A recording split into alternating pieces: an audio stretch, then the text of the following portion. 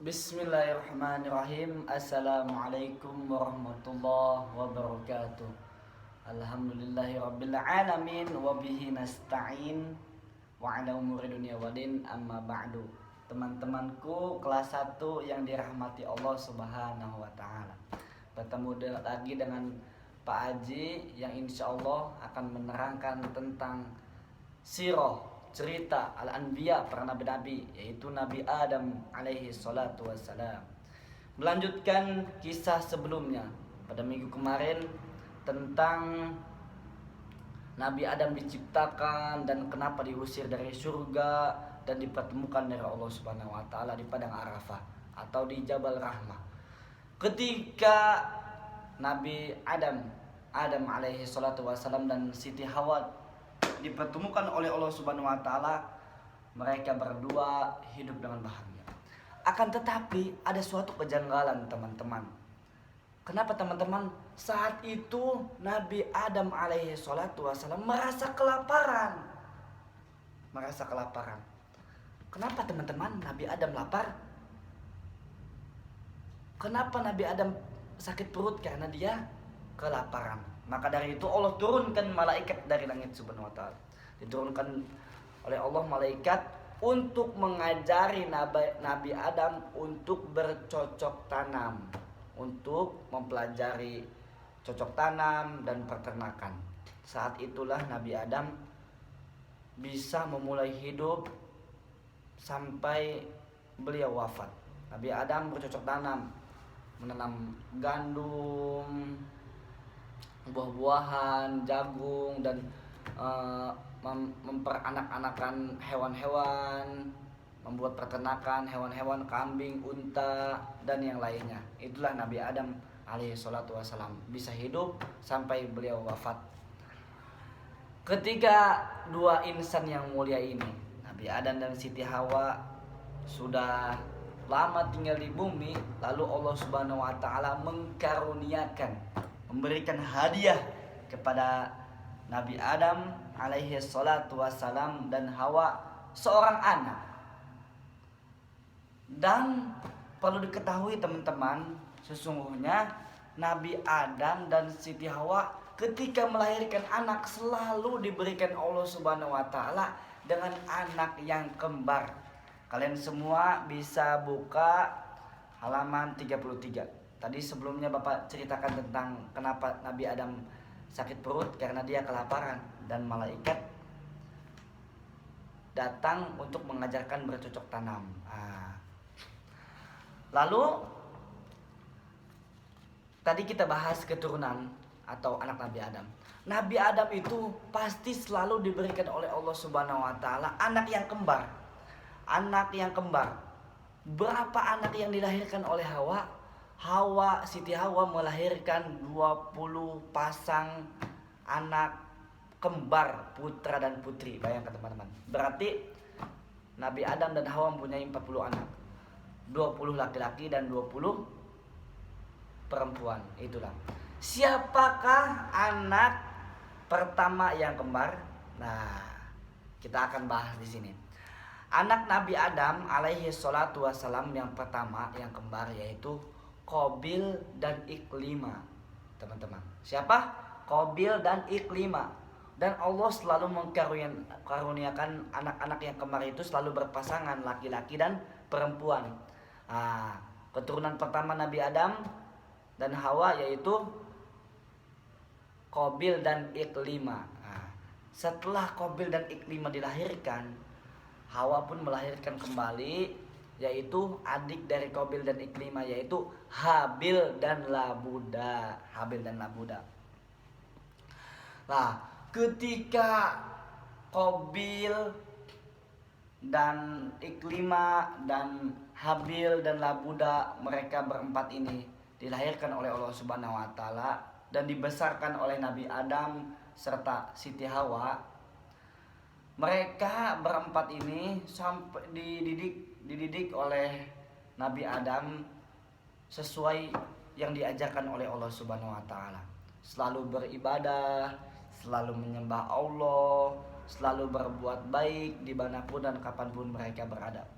Sampai akhirnya anak Nabi Adam, yaitu Qabil dan Habil, Iklimah dan Labuda dan yang lainnya sudah besar, Nabi Adam ajarkan anak-anaknya untuk bertahan hidup. Nabi Adam mengajarkan Qabil untuk bercocok tanam. Dan Nabi Adam mengajarkan Habil untuk peternakan, berburu, menternakan, memberi makan hewan-hewan supaya besar dan beranak dan bisa hidup dari itu. Sedangkan Siti Hawa mengajarkan anak-anak perempuannya di rumah, mengajarkan untuk membersihkan rumah, membersihkan kamar mandi, membersihkan segala-gala yang berhubungan dengan rumah tangga, dengan keibu-ibuan, teman-teman. Maka dari itu, jika kalian semua perempuan, kalian harus berbakti kepada orang tua, membantu pekerjaan mama di rumah, mencuci piring dan yang lainnya. Banyak sekali. Nah, sedangkan ketika ayah kerja, kalian selalu doakan semoga ayah dipermudah dalam keadaan apapun. Dan rasa hormat kalian kepada orang tua yaitu kalian selalu membantu orang tua kalian ketika di rumah. Nah, jangan berbuat tidak baik, tidak boleh berkata kotor kepada orang tua. Kalian harus berkata baik kepada orang tua dan selalu patuh perintah orang tua selama perintahnya itu baik, teman-teman. Maka dari itu, teman-teman, mari kita semua berbakti kepada orang tua seperti anak-anaknya Adam dan Hawa. Ketika Qabil dan Habil sudah dewasa, saat itulah Qabil mencintai adiknya yaitu Iklimah.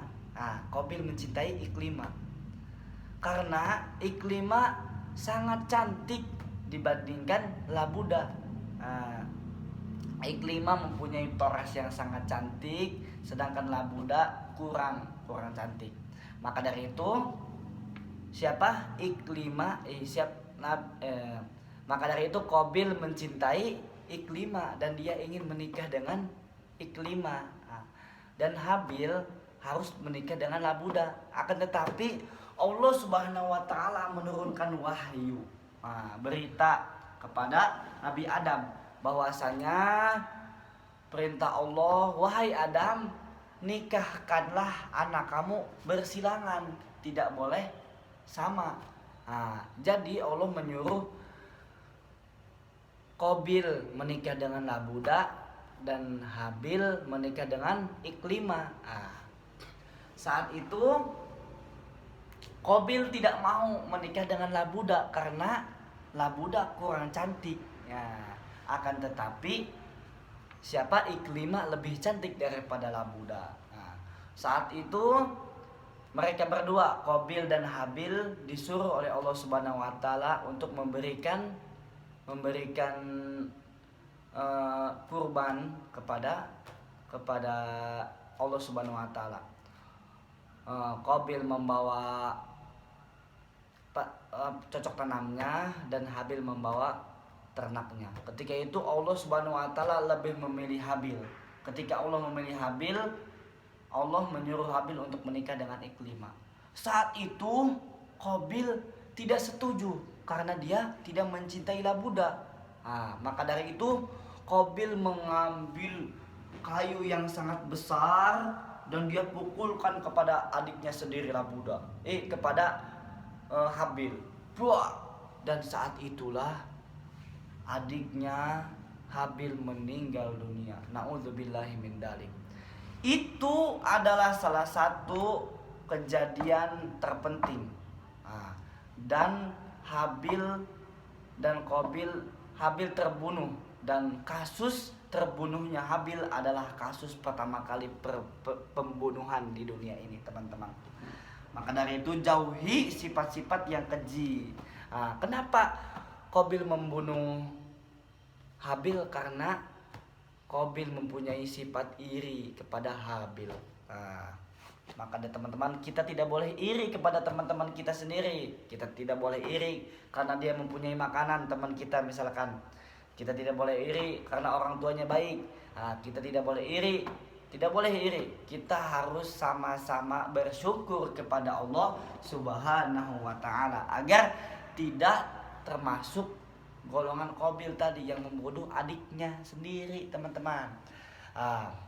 Ketika Qabil mengetahui bahwasanya si Habil meninggal, dia bingung, dia gundah, bingung sekali. Apa yang harus dilakukan? Saat itu apa yang dilakukan Qabil? Dia melihat burung gagak turun dari pohon, ya. Ada 2 burung gagak, satunya meninggal dan satunya tidak. Lalu burung gagak satu ini